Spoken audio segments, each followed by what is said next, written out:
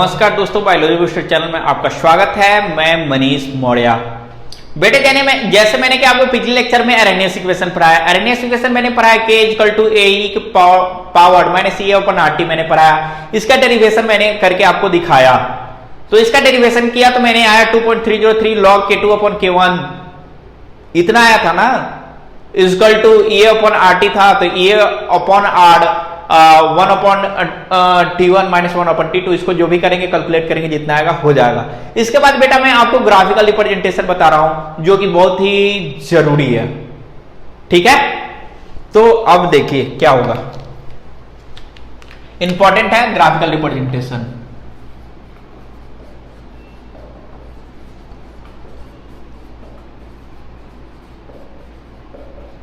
Graphical representation of Arrhenius equation.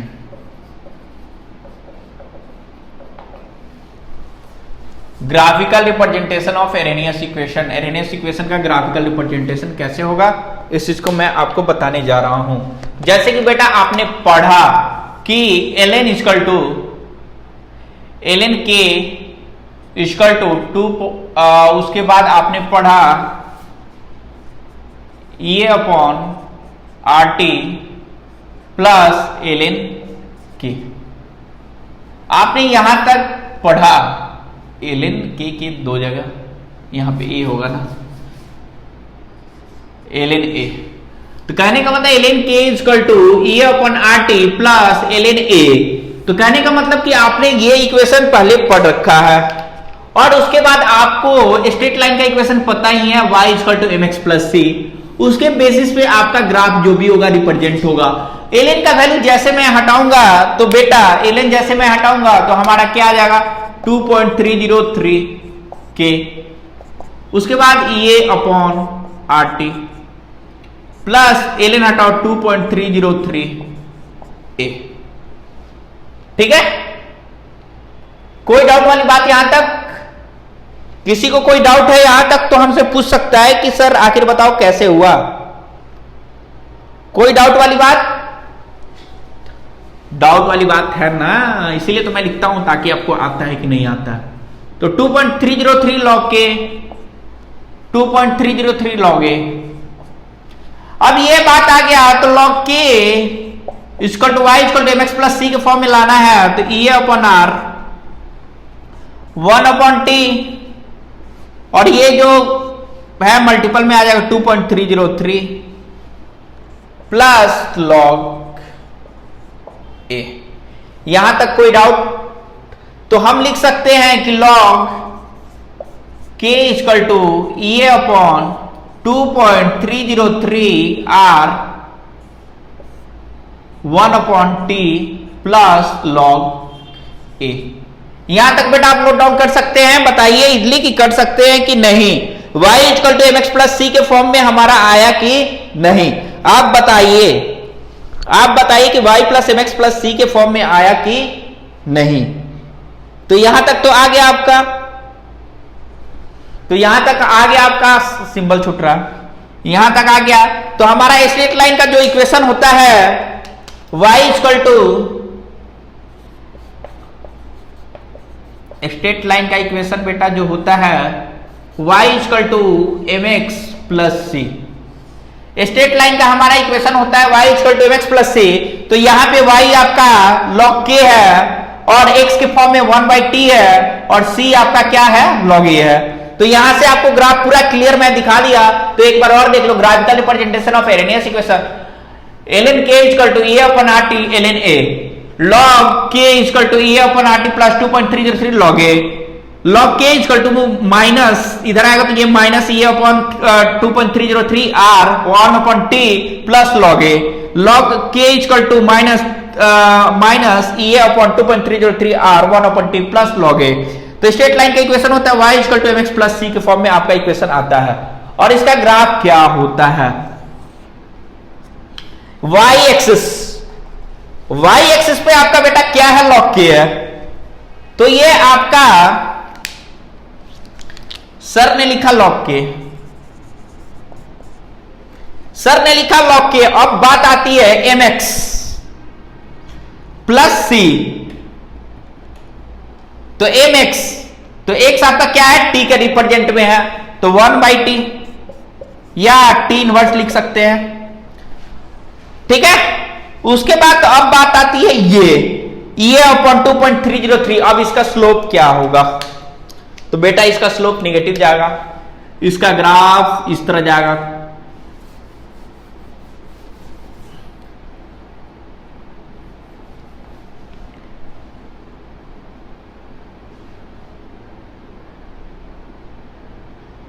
इसका graph कुछ इस तरह जाएगा। जब इसका ग्राफ कुछ इस तरह जाएगा तो इसका हमें स्लोप मिलेगा निगेटिव, यानी कि माइनस ए अपॉन 2.303, उसके बाद क्या है आर। ये आपका ये निगेटिव आपका स्लोप मिलेगा, और ये आपका लॉग ए का है, लॉग ए, यहां से यहां तक के बीच लॉग ए है। तो ये आपका ग्राफिकल रिप्रेजेंटेशन हो गया, और यहां तक आपको इजीली समझ में आ गया होगा। यहां आपको कोई दिक्कत वाली बात नहीं होना चाहिए, तो यहां कोई दिक्कत वाली बात नहीं होनी चाहिए। और ये स्लोप है तो स्लोप लिख ले, वैसे तो मैंने मुंह से बोल दिया, लेकिन आप स्लोप लिख ही ले, नहीं तो फिर बोलेंगे कि सर ने आपने बताया ही नहीं। तो ये वाली बात ना होना चाहिए कि सर ने आप बताया ही नहीं हो, तो ऐसा नहीं होना चाहिए। एक बार और समझ ले, graphical representation of Arrhenius equation important है।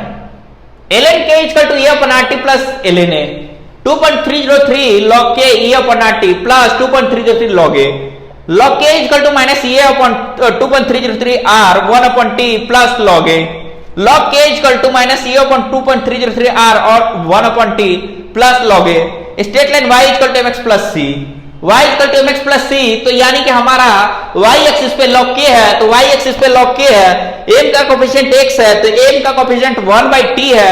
मैं जो लिखा है वो पूरा दिखाया, और ये डिक्रीज करेगा, तो ये माइनस ये अपॉन 2.3, इसका स्लोप निगेटिव आएगा। Erroneous equation is clearly completed. कहने का मतलब कि टेम्परेचर और इसका आप समझ सकते हैं कि ये 1/t है, ये log k है। ठीक है, तो यहां तक आपको क्लियरली समझ में आ गया होगा, यहां तक डाउट वाली कोई बात नहीं है। आप इसको नोट डाउन इजली कर ले, उसके बाद मैं न्यूमेरिकल करा रहा हूं।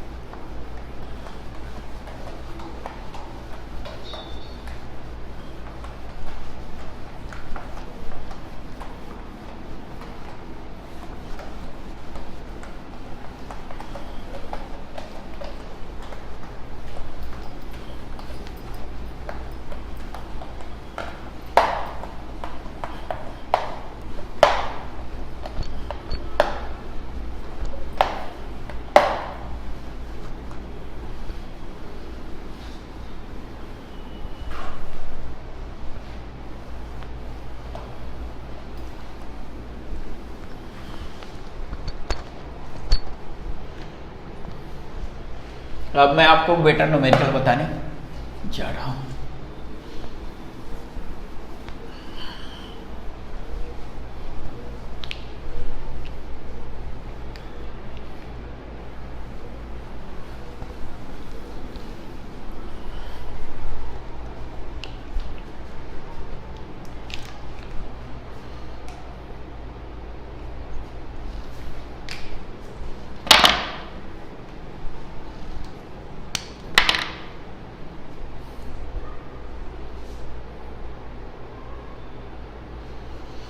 देखिए ये एनसीईआरटी का भी प्रॉब्लम है, शायद एनसीईआरटी में ये प्रॉब्लम है, देख लीजिएगा।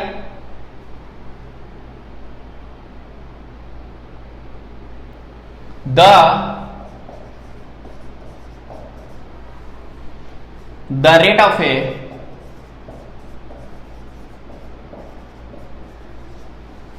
particular reaction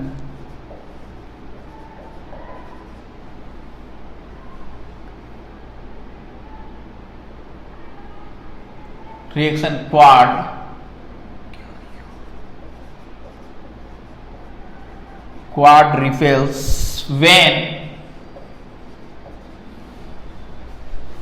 the टेम्परेचर, इसका यूनिट केल्विन में होता है, temperature change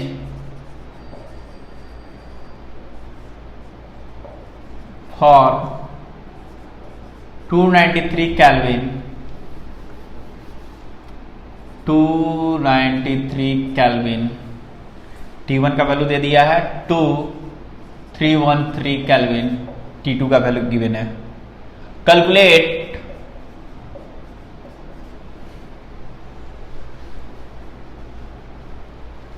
calculate the energy of activation of reaction। बहुत सिंपल सा न्यूमेरिकल है। R आपका गिवन है, R इक्वल टू 8.314 जूल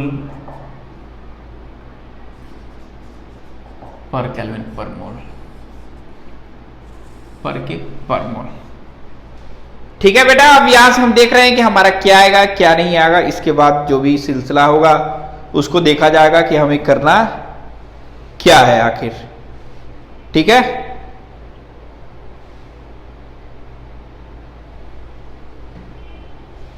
अब चलिए अब देखते हैं क्या करना है।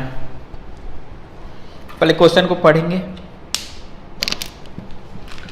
जैसे मैंने क्वेश्चन को पढ़ा कि the rate of the particular reaction quad repels when temperature change, यानी कि जब ये रिपेल कर रहा है तो टेम्परेचर चेंज कर रहा है 293 केल्विन से 313 केल्विन तक। तो कैलकुलेट एनर्जी ये हमें निकालना है और हमारा आर का वैल्यू गिवन है। ये कुछ नहीं है, बहुत सिंपल सा न्यूमेरिकल है जो कि आपकी कर ले जाओगे, इसमें नो डाउट है। ये न्यूमेरिकल आप कर ले जाओगे, no doubt.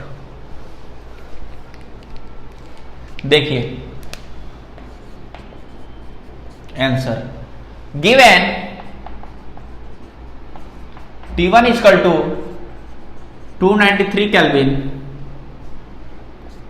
T2 equal to 313 kelvin, R equal to 8.314 joule per kelvin per mole. ठीक है, हमें एक्टिवेशन एनर्जी पूछ रहा है तो हमने जैसे पढ़ा कि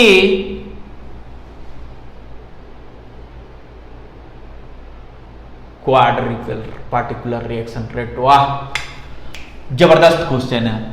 यहां पे क्या कर रहा है कि क्वाड रिपेल कर रहा है, यानी कि 4।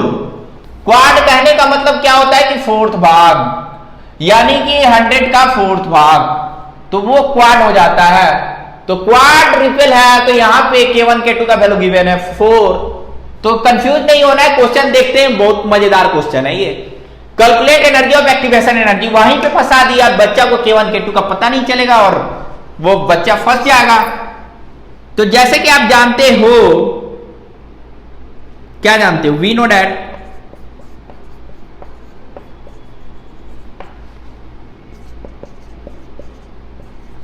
log K2 K1 equal to K2 K1 equal to क्या पढ़ा था हम लोगों ने, E अपॉन R।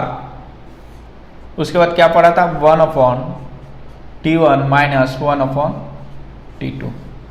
यही पढ़ा था ना हम लोगों ने, कुछ और पढ़ा था? इक्वेशन देख लो एक बार, यही पढ़ा था हम लोगों ने, सही है।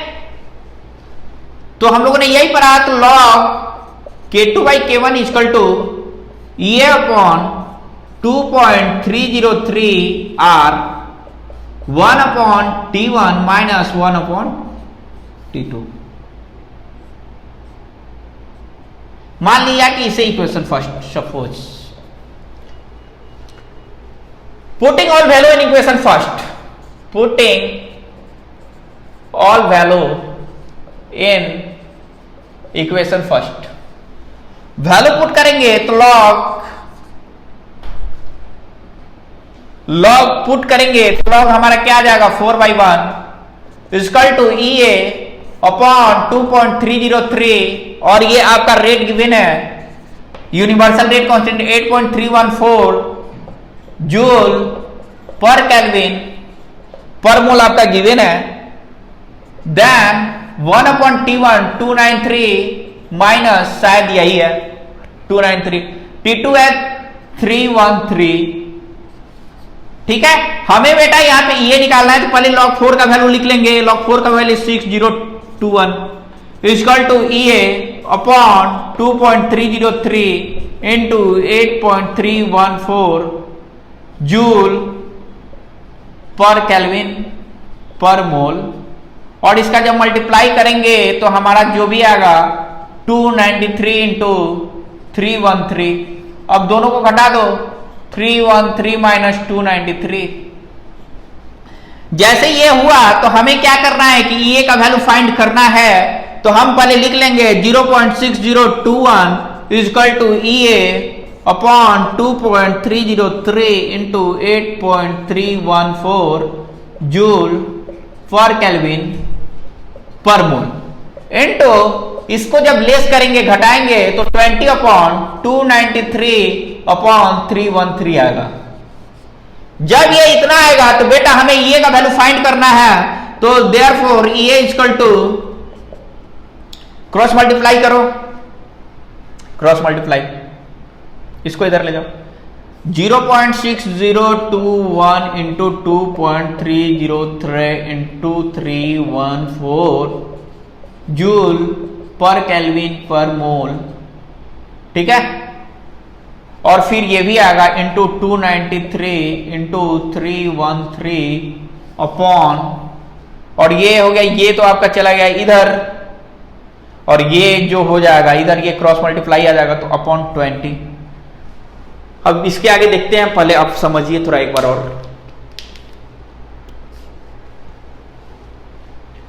लिख रहा है कि rate of particular reaction quadruple कर रहा है, यानी कि क्वाड्रिपल कर रहा है, यानी कि हमारा K2 अपन K1 का वैल्यू क्वाड्रिपल गिवन है 4, यानी कि K2 अपन K1 का वैल्यू गिवन है 4, यानी कि मैंने बताया कि 1/4। तो व्हेन द टेम्परेचर चेंजेस, तो इसका टेम्परेचर जब चेंज हो रहा है 293 kelvin to 313 kelvin, calculate the energy of activation energy R equal to 8.314 joule per kelvin per mole, given T1 equal to 293 kelvin, T2 equal to 313 kelvin, R equal to 8.314 joule per kelvin per मोल।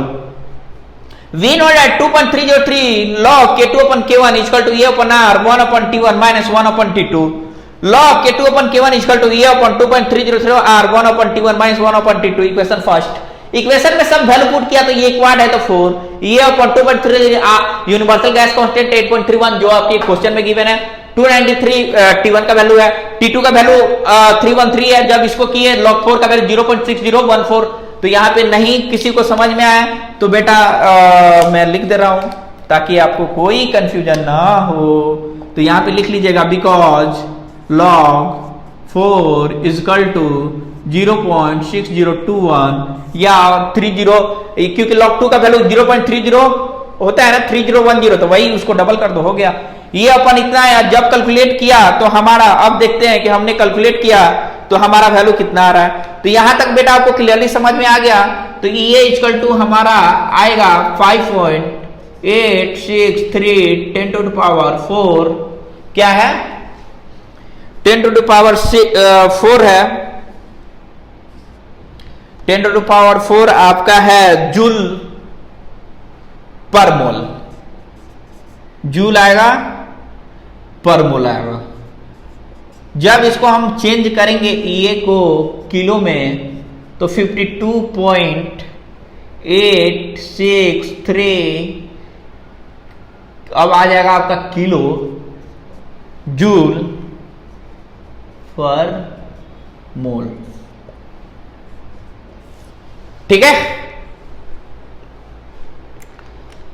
तो बेटा जब इसको आप solve करोगे तो आपका ये का वैल्यू आएगा 5.2863 इंटू 10⁴ जूल पर मोल आएगा, जूल पर मोल आएगा। उसके बाद ये इक्वल टू आएगा आपका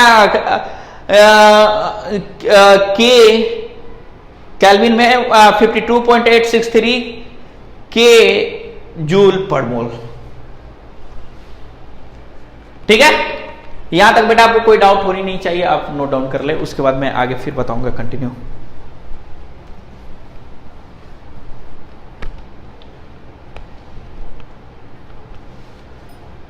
कोई दिक्कत वाली बात यहां तक नहीं है, नेक्स्ट लेक्चर में फिर देखें।